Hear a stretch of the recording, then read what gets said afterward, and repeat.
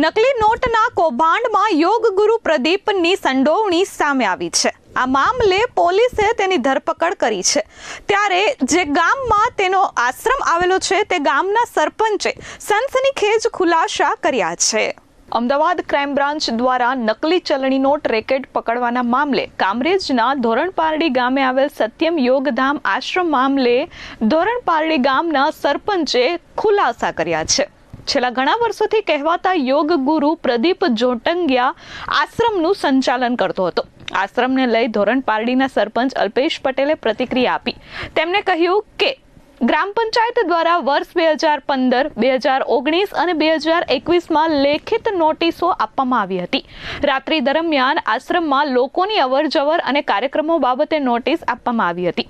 સ્થાનિકો દ્વારા રજૂઆત કરાતા 1000 માણસો બોલાવીને મારવાની ધમકી પણ આશ્રમ દ્વારા આપવામાં આવી છે।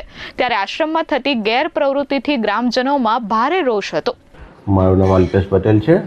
હું ધોરણપારડીનો સરપંચ છું।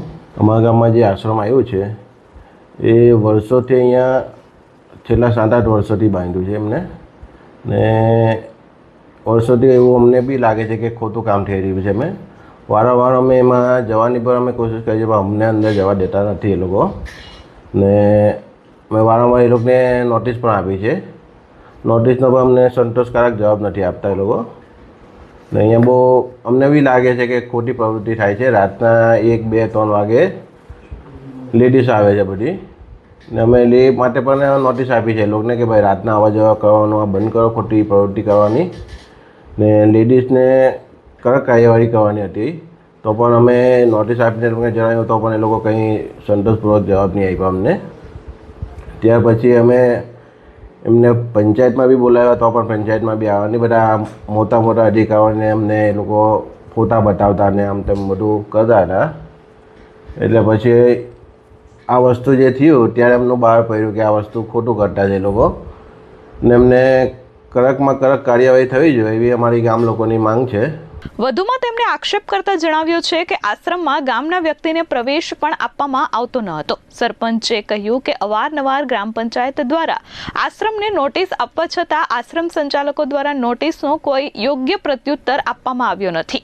હાલમાં જ નકલી ચલણી નોટ રેકેટમાં ધોરણપારડી ખાતે આવેલા આશ્રમનું નામ સામે આવતા ગ્રામજનોએ કડક કાર્યવાહી કરવા માંગ કરી છે। ગ્રામજનોએ આશ્રમમાં ગેરપ્રવૃત્તિ થતી હોવાની શંકા પણ વ્યક્ત કરી છે।